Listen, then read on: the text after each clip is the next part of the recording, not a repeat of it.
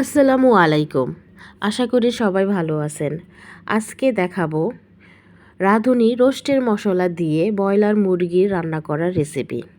আমরা তো প্রতিদিন একই রকমের ব্রয়লার মুরগি রান্না করে থাকি, তাই আজকে একটু ভিন্ন রকমের রান্না করে দেখাবো। অবশ্যই আপনাদের ভালো লাগবে। প্রথমে ব্রয়লার মুরগি নিয়ে নেব। এখন দিয়ে দেব টক দই, দিয়ে দেব আদা বাটা, রসুন বাটা দিয়ে দেব। দিয়ে মুরগির মাঝে মশলাগুলো ভালো করে মেখে নেব। নিয়ে 5 থেকে 10 মিনিট ম্যারিনেট করে রাখব। একটি কড়াইতে তেল দিয়ে দেব।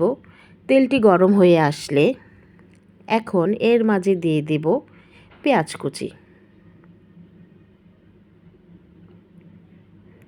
পেঁয়াজ কুচিগুলো দিয়ে ভালো করে ভেজে নেব। এখন দিয়ে দেব আস্ত মশলাগুলো, লবঙ্গ, এলাচ, দারুচিনি ও তেজপাতা দিয়ে পেঁয়াজের মাঝে কষে নেব।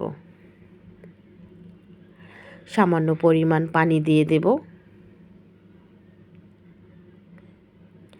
এখন দিয়ে দেব মরিচের গুঁড়া, ধনিয়া গুঁড়া, পরিমাণ মতো লবণ, কাজু ও কাঠবাদাম বাটা দিয়ে দেব। এখন দিয়ে দেব রাঁধুনির রোস্টের মশলা, দিয়ে মশলাগুলো তেলের মাঝে ভালো করে কষিয়ে নেব। এখন দিয়ে দেব টমেটো কেচাপ, দিয়ে আবার মশলাগুলো ভালো করে কষিয়ে নেব। মশলাগুলো কষানো হয়ে গেলে ম্যারিনেট করা মাংসগুলো দিয়ে দেব। দিয়ে ভালো করে নেড়ে চেড়ে দেব। মাংসগুলো কষানো হয়ে গেলে এখন দিয়ে দেব 2-3টা কাঁচামরিচ, দিয়ে আবার মাংসগুলি কষিয়ে নেব।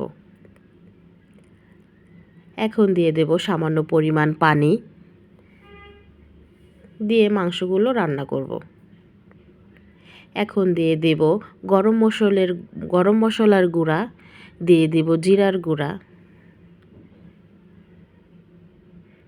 এখন দিয়ে দেব সামান্য পরিমাণ গুঁড়া দুধ,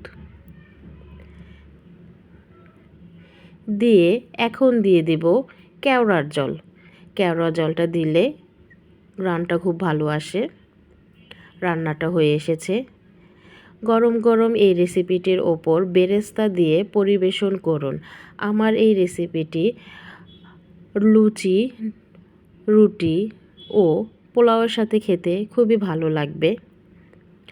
আপনারা বাসায় একবার হলো এভাবে ব্রয়লার মুরগি রান্না করে খাবেন, অবশ্যই আপনাদের ভালো লাগবে। আমার এই রেসিপিটি যদি আপনাদের ভালো লেগে থাকে, অবশ্যই আমাদের চ্যানেলটি সাবস্ক্রাইব করে আমাদের পাশে থাকবেন। আল্লাহ হাফেজ।